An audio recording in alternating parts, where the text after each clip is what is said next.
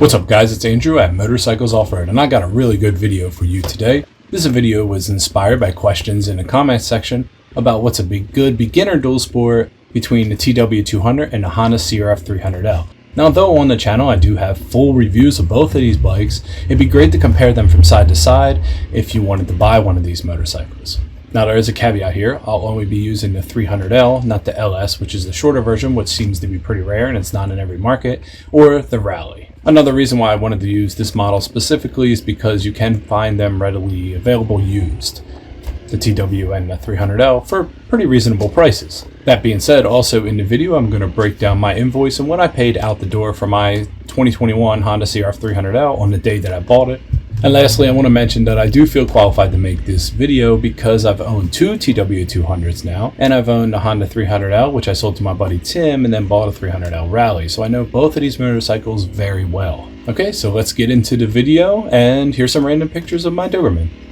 Now the first thing we really need to talk about is ergonomics and how it fits the rider. Now it's very easy for us to go over specifications first, like we do in a lot of comparisons, but quite honestly, if you're actually looking at the TW200, it's going to be because of the ergonomics, because as you will see in some of the other slides, the CRF will pull away in many different areas. But the TW200 has the lowest seat height and the lowest center of gravity of any real dual sport. And I use that term real dual sport lightly because we'll go into that later in the video. But the TW200 offers instant confidence, especially if you're a new rider or if you're a shorter rider. It's easy to flat foot and it's very much less intimidating. To put in perspective, it is the lowest seat height of any dual sport on the market currently in North America and many other markets. The TW sitting at 31.1 inches, even Honda's XR150L is 32.8 inches, and the Yamaha XTZ, which is their new 125 that came to market, is 33.1 inches. And I'll have the conversions here, but quite honestly, it's the lowest on the ergonomics scale that you can get for a dual sport motorcycle. Now the CRF will feel a bit taller and a bit more like a dirt bike. You're sitting upright, which is great if you're taller and you want more room to move around, but if you're shorter, it could feel top heavy. For me personally, my height is 5'10", 178 centimeters, and I feel like the 300L has the perfect seat height for my height. But if you're a little bit shorter, and most female riders tend to be shorter as well, then the TW200 might be great for you. That's not what I'll say, and if you do feel cramped and you are a little bit of a taller rider, you could have bar risers. You can even lower the foot pegs, give yourself more leg room, and you can make the TW work. And also, if you're an average height, which a male in America is 5'8", but as the general population of the world, people are a little bit shorter, the TW just inspires confidence. But that brings us right into the next thing, which is power and performance off-road. If we're talking about hills, sand, whoops, technical single track, I would have to say the CRF pulls harder, it revs cleaner, and it feels much faster everywhere.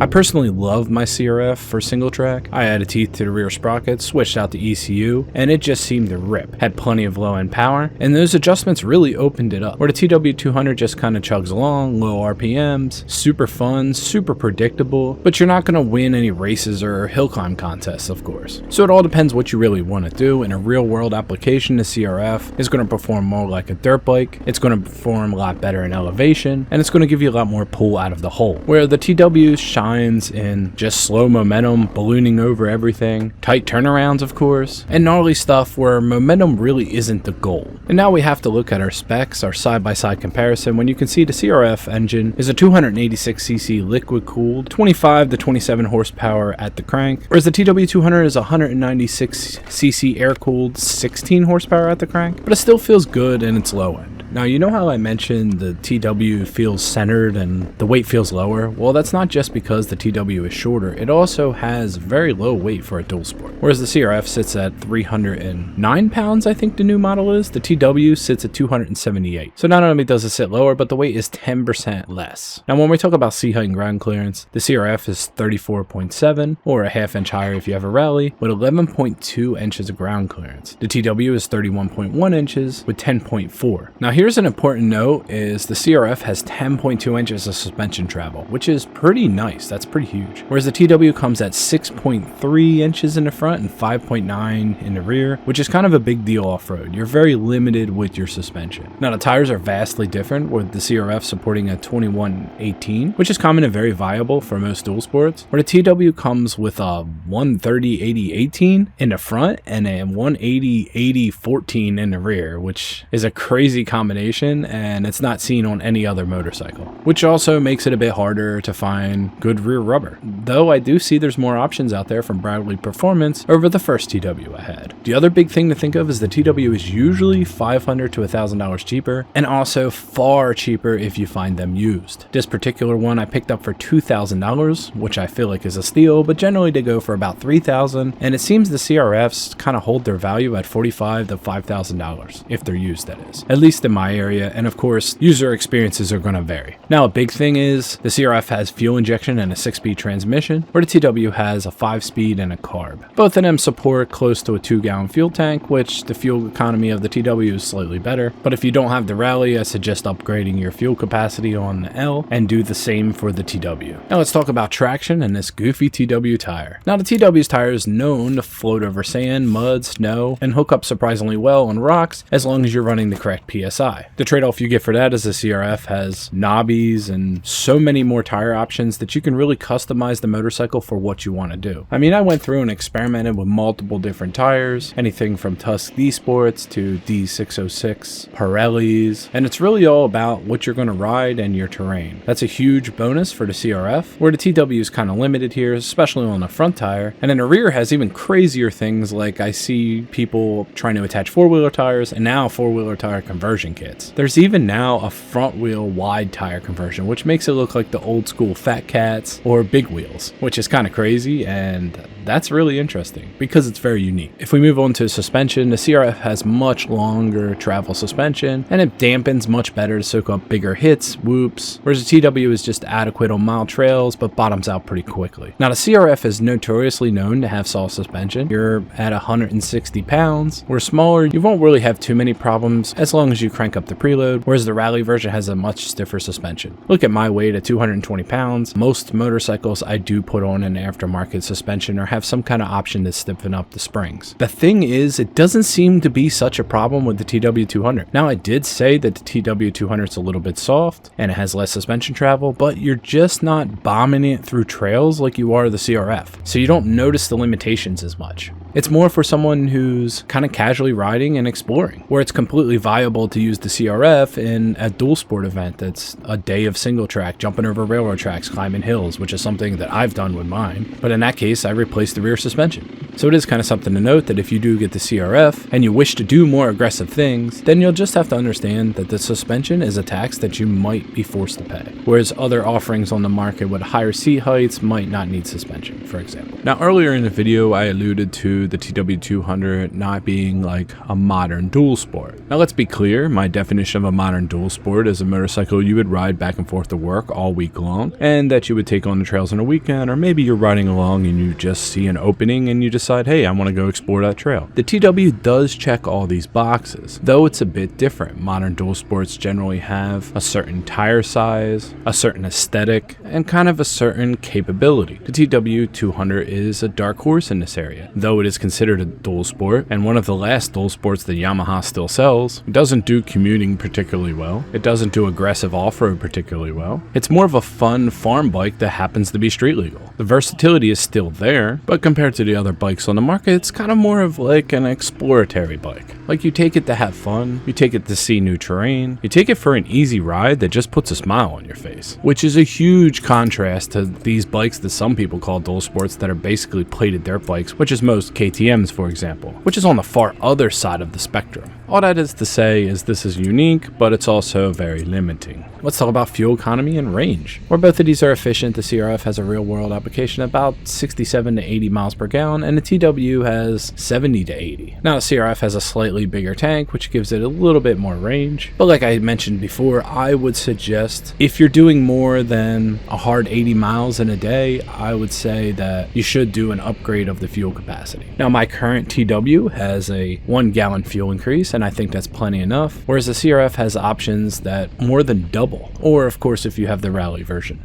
Then I've never had a fuel issue with that bike. So basically, I just want to say that when you have one of these motorcycles, you save so much on fuel over driving your car, and you get a much more pleasurable experience. So that's something to note. Now let's talk about reliability, maintenance, and overall ownership. Both of these bikes are Japanese. One's a Honda, one's a Yamaha. Now you constantly hear about, okay, well the Honda might be built in like Taiwan or some other place, right? Though this is true, I'm in quality assurance and inspections. There is a standard in which no matter where your vehicle is built, that it must be upheld by the original manufacturer and its governing specifications and procedures. Now, when this first came out, this was a big problem for people because they complained and they said, hey, it's going to have reliability issues, and there still is little to no evidence that the CRF300L has reliability issues. In fact, it's basically the same motor as the 250L. It's just stroked to get the 286 cc's that you're promised. Now, that being said, the CRF's fuel injection and liquid cooling is a little more to maintain. Every couple years, you should flush out your rad fluid, and everyone has the fear of the fuel injection dying on them in the trail somewhere, which I've never heard of with this motorcycle. And if it does, it's like a one-off thing. You gotta think, this type of fuel injection has been put in cars since like 1986. And quite honestly, with the state of fuel today, it might be the better option, but the parts availability for the TW200, if you wanted to, you could just carry around a second carburetor and pop it in at the trail, which is something you could never do with the CRF. Like if we're talking about reliability and we want to talk about some sort of doomsday prepper situation, then the TW200 is perfect. It's quiet, fuel efficient, low maintenance, can be fixed with almost anything you find, whether that be safety wire or duct tape. The TW200, it's hard to kill. So do you want something more modern, or do you want something that's old and reliable?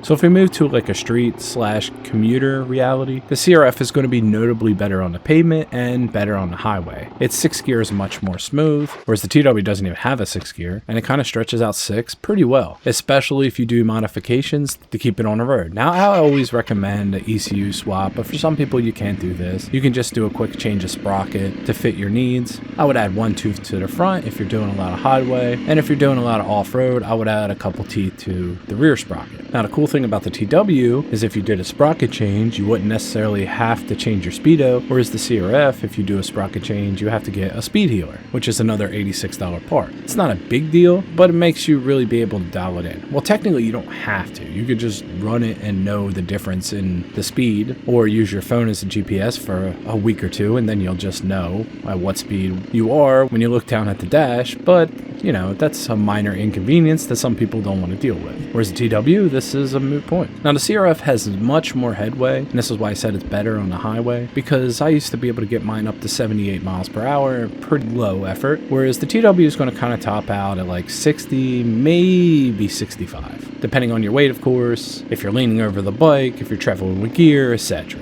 Earlier, I mentioned the technology of the two bikes. I don't think there's much better than the CRF300 screen. And what I mean by that is it has everything you need and not much of what you don't. I mean, I like the gear indicator, I like the RPM gauge, I even like the fuel indicator. Whereas the TW, well, it's dated, of course. I feel this is one feature that the CRF did really well that pulls ahead of a lot of other bikes that were the dual sport counterparts at the time that they came out, and it's still just enough. Now, if you're really into that, of course, you could buy a Trail Tech and hook it up to the TW, but it's just not the same. And then, of course, we talked about fuel injection, which fuel injection has its great features. I mean, if you go watch T-Dub's kid, you see that by the time he gets to the top of the elevation of the mountain, the bike starts sounding different and acts a little bit different. Whereas if you have a 300L, well, your last turn off and turn on, it's going to recalibrate for the current air temperature, the elevation, and adjust on the fly. There's no need to pull out a screwdriver, play with your fuel air mixture, rev it up, see if you're in perfect level just for your elevation or temperature, etc. If we got to go to objective aesthetics, I think both look good. Only the TW looks good because of the big tire, and it has that old school aesthetic theme that if you're into that, you're into that, and that looks awesome. And this bike I think looks pretty great. You know, they didn't re-release it with a new price tag and say, hey, it's brand new. It's been the same model, and that's why I feel it's acceptable. And the CRF comes with very clean, sharp lines, which everybody looks at that bike and think it's beautiful. Like, the CRF is one of those bikes that when you're walking away after you park it, you kind of turn around to look at it again to say, man, that's a good looking bike, or when it's in your garage, etc. Both have their own aesthetic appeal, and I don't really feel like I can judge one versus the other because I like the way both of them look. Or if you watch my KLX, my first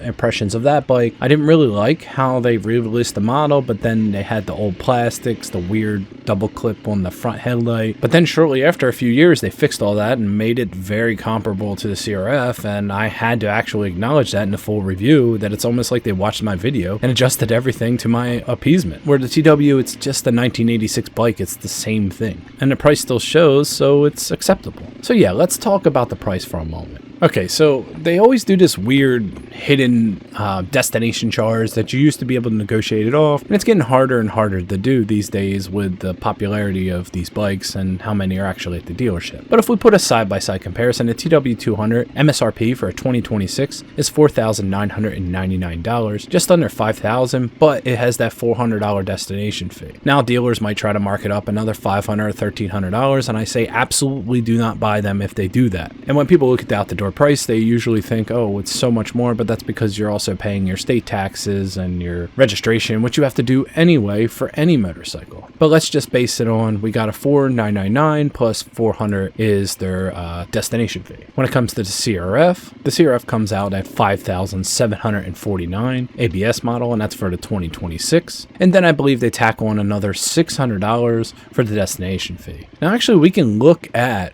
what I actually paid for my CRF brand new, and this was in 2021. Now let's look at my CRF, which was brand new, the ABS model, and I had for $55.49. They charged me for freight and setup for $650, which is pretty much on point on what I thought. Now the rest of this would be documentation fees and other fees that I could have skipped if I would have done all that work myself, and then of course sales tax of $410, which was my state tax, because though I bought it in a tax-free state, I wanted to register it in a tax state, so I paid it all at the dealership. But the $410, the $150, and the $170 I could have eliminated at that moment and paid it later on my own. Okay, so since we're starting to come to a close, let's talk about some brief upgrades that you would want to do that I feel for both of these motorcycles to make them better and more comparable to other things on the market or just for your use needs. Now, of course, it's not going to be like a full top 10 list. I would have to dedicate a whole video to that, but I'll give you a couple ideas. First off, the CRF. If you're in the USA, I recommend a 550 Performance ECU mod, at least the 93 octane. If you can afford it, you know you get a nice exhaust, just a slip-on. There's affordable ones on the market,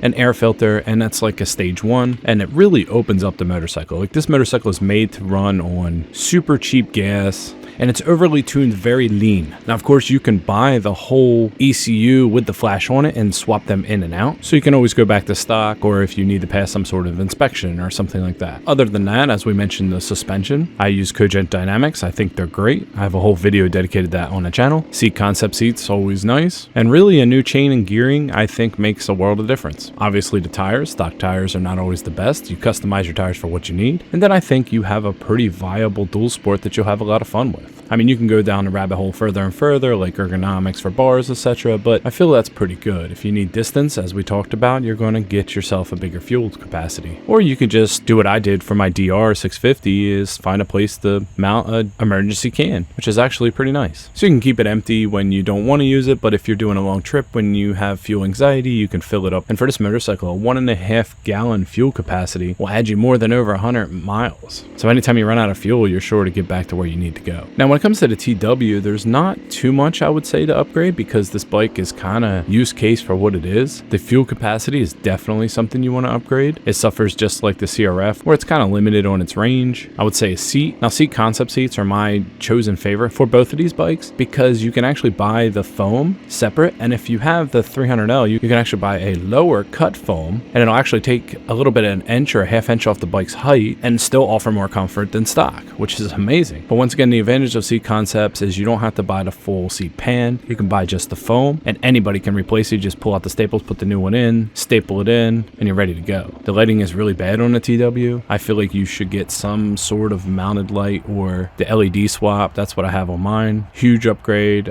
especially if you're going to get caught. Maybe it's raining out or nighttime. You never know when that's going to happen, and things just don't work out the plan. It's nice to be able to be seen. As far as performance mods for the TW, you could put an exhaust on and jet the carb and stuff. It's not really necessary, and at the end of the day, you could put a lot of work into this engine, and you're going to get maybe 1 or 2 more horsepower, a few percentage better. I mean, if you really love the bike, maybe you'll do that, but I don't think it's necessarily needed. One little thing I would note is for the TW having the low fender, if you do like to do a lot of thick mud and you end up in like some clay-like stuff, I would suggest taking one of the fender screws out, taking it to your local hardware store, finding spacers and the exact thread pattern and match it up directly so you can add 1 inch to that fender, 26 millimeters roughly, and raise it up, right? So this way sticks or mud doesn't get caked and stuck on the fender and really cause a problem there. If you raise that thing up just a little bit, it can make a huge difference. But beyond that, the bikes are great and ready to roll. In a conclusion, I would say there's no real winner. It all depends on your riding style, your height, and that's what this video was about. This video is about giving you information for which one you think is better for you, and I hope that I offered some sort of value there. If you are to own both of these bikes at the same time, the TW200 is a great secondary bike just for fun or for a person that wants to tag along. In that scenario though, I would probably do a lot of exploration and thicker stuff nice and slow with the TW200 and gear my 300L more for a road experience. So at the end, the final recommendations have to be based on what you want to do, your experience, and let me know in the comments below which bike that you're going to get or which one do you have, and if you want to add anything to this video. Well, I hope you enjoyed, guys. I definitely enjoyed making this video, and remember, stay safe out there. If you watched till now, let me know in the comments below so I can give you one of them hearts. My name is Andrew, and this is Motorcycles Off-Road. Thanks for watching, guys. You can still go, even when there's no hope, you can still go. I never answer to no, man, I still go.